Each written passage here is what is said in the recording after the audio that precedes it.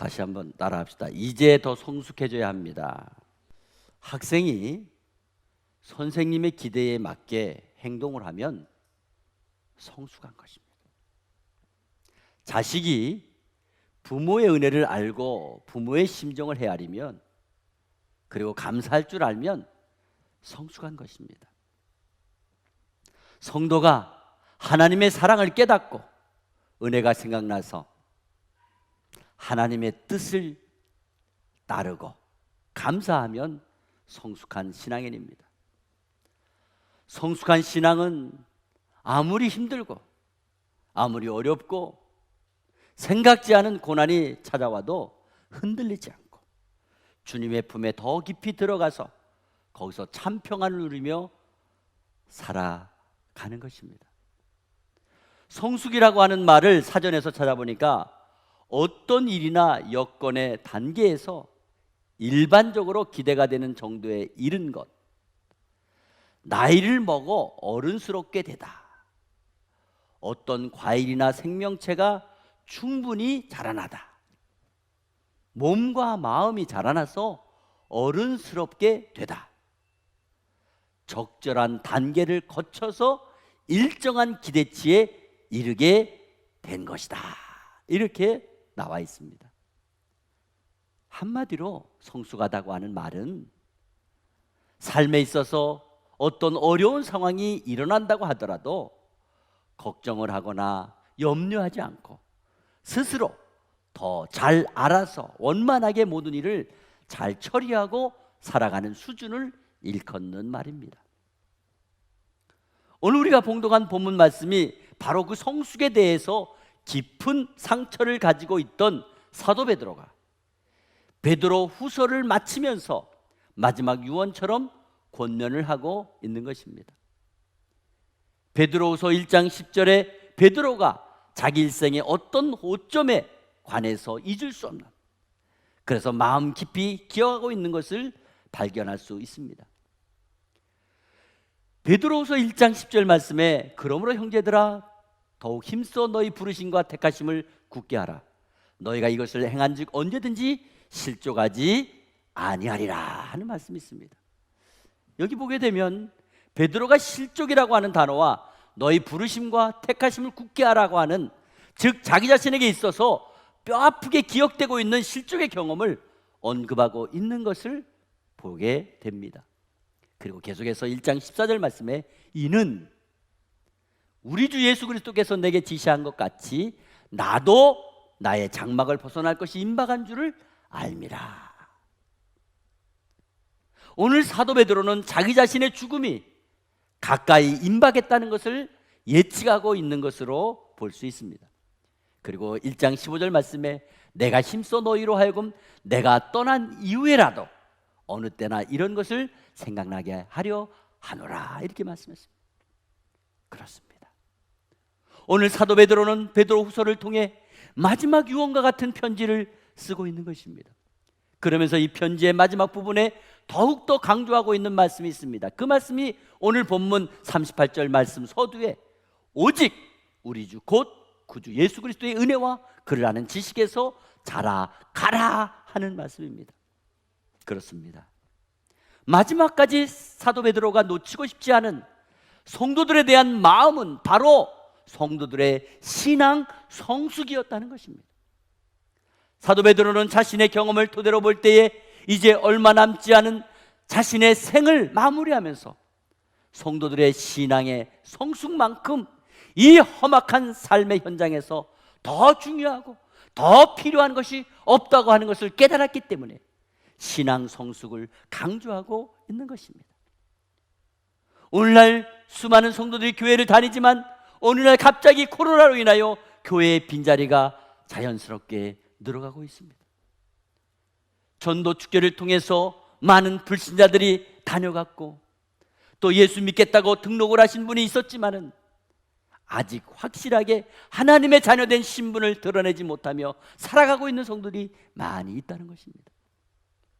적어도 예배를 드리지 못하는 안타까움에 눈물이 나오고 교회를 위해 아무것도 할 수 없다고 하는 사실이 너무 속상하고, 그래서 분명히 몸된 교회를 위한 기도와 예배를 드리지 못하는 것 때문에 스스로를 질타하고, 이렇게 하면 안 되는데, 이렇게 하다가는 안 되는데 하며 영적인 고민과 염려와 걱정을 심각하게 하는 신앙적인 성숙함이 얼마나 중요한가를 가르쳐 주고자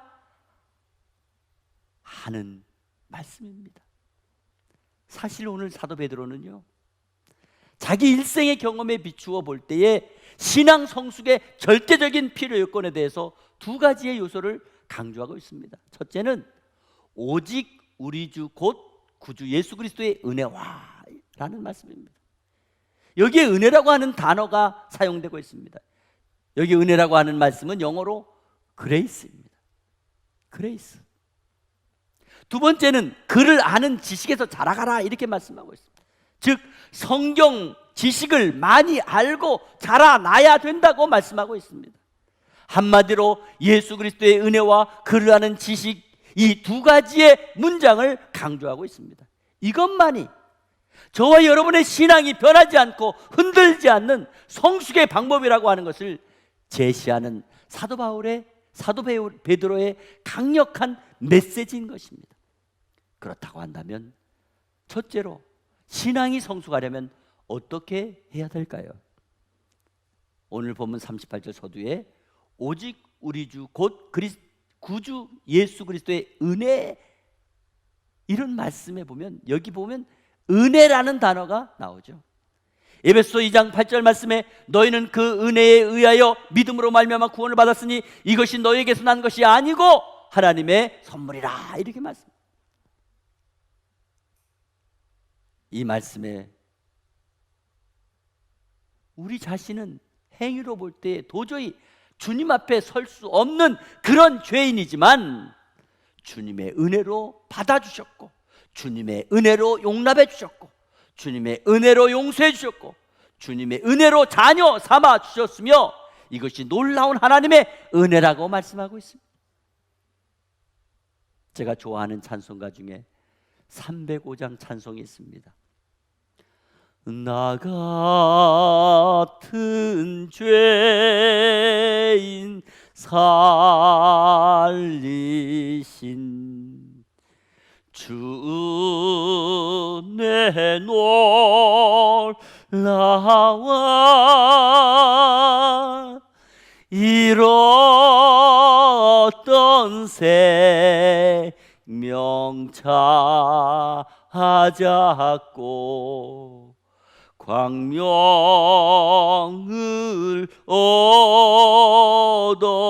얻었네. 이제껏 내가 산 것도 주님의 은혜라. 또 나를 장차 본향에 인도해 주시리. 거기서 우리 영원히 주님의 은혜로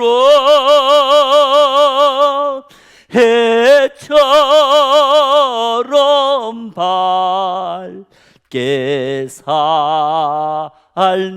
살면서 주 찬양하리라.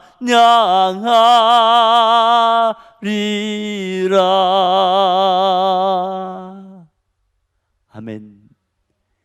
이 찬송 가사를 보면요, 주님의 은혜로 내 앞길도 내 미래도 내 영혼까지 주님께서 인도해 주신다고 고백하고 있습니다. 이 찬송의 작사자는 존 뉴턴이라고 하는 분입니다. 이분은 본래 노예 상인이었습니다. 노예를 팔기도 하고 사기도 하는 노예 상인이었습니다. 장사꾼입니다. 그런데 이런 사업을 하다가 잘못 실수해가지고 자기가 노예가 되는 아주 기구한 운명을 살게 된 것입니다. 그런데 하루는 그가 배에서 종로를 하는 노예 일을 얼마 동안 하면서 비참하게 살던 어느 날 작은 소책자 성경 하나를 손에 쥐게 되었습니다. 그 소책자 성경을 읽다가 큰 변화를 받았습니다. 자기가 지금 노예 일을 하고 있지만은 육체적인 노예보다 더 비참한 것은 죄의 노예라고 하는 것을 알게 된 것입니다. 죄에 얽매여 죄에 이끌려 살아가는 모습, 하나님의 진노를 피할 수 없는 자기 자신의 죄의 사슬에 매여 살아가고 있는 자기 실존의 비참한 운명을 깨닫게 된 것입니다. 그래서 그 성경책을 읽고 감동을 받아 그는 기도를 하게 된 것입니다. 오 하나님, 어떻게 하면 좋겠습니까? 그는 복음이 깨달아지기 시작한 것입니다. 내 힘으로, 내 노력으로, 내 결단으로 도저히 풀어갈 수 없는 죄악의 사슬, 그런데 하나님께서 예수 그리스도를 이 땅에 보내사 나의 죄를 담당해 주시고 십자가에서 보혈을 흘려주심으로 예수 믿고 죄사함을 받게 된다는 사실을 알게 된 것입니다. 그는 복음을 깨달아지는 그 순간 자기 마음속에 놀라운 자유가 임하게 된 것입니다. 하나님의 은혜가 생각이 나고 얼마나 감사하고 감격했는지 그가 펜을 들어 작사한 것이 바로 305장 찬송가입니다. 나 같은 죄인 살리시.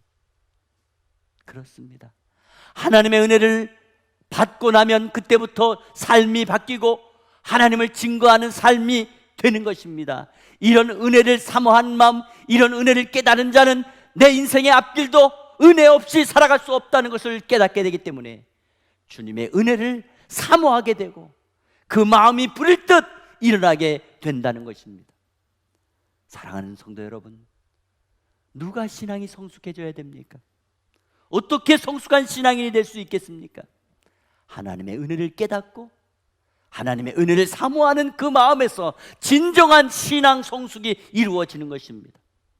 날마다 순간마다 하나님의 은혜가 깨달아지고 그래서 그 은혜를 사모하는 저와 여러분이 다 되시기를 간절히 바랍니다. 그러면 두 번째로 신앙이 성숙하려면 어떻게 해야 될까요? 오늘 보면 38절 서두에 그를 아는 지식으로 자라가라 이렇게 말씀했습니다.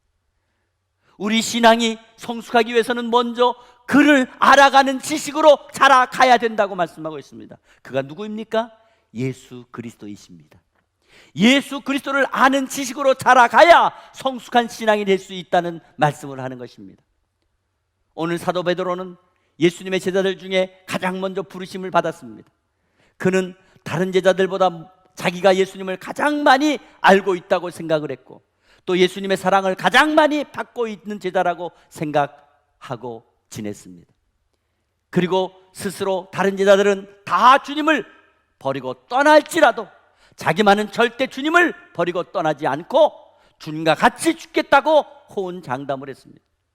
그러나 그렇게 강력하게 예수님을 지키겠다고 예수님과 함께 죽겠다고 큰소리 친 것만큼 제자들 가운데 오히려 예수님에 대해서 가장 강력하게 예수님을 부인하고 저주했던 경력이 있다는 것입니다.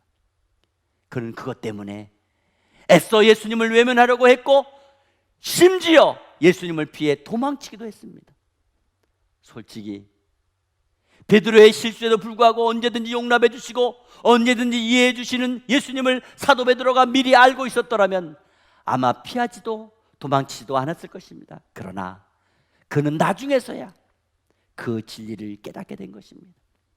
그리고 베드로후서 1장 2절 말씀에 하나님과 우리 주 예수를 알므로 은혜와 평강이 너희에게 더욱 많을지어다 이렇게 선포한 것입니다. 여기 보게 되면 어떤 단어가 강조되고 있습니까? 하나님과 우리 주 예수를 알므로, 하나님과 우리 주 예수를 알므로 이렇게 말씀하고 있습니다. 그렇습니다.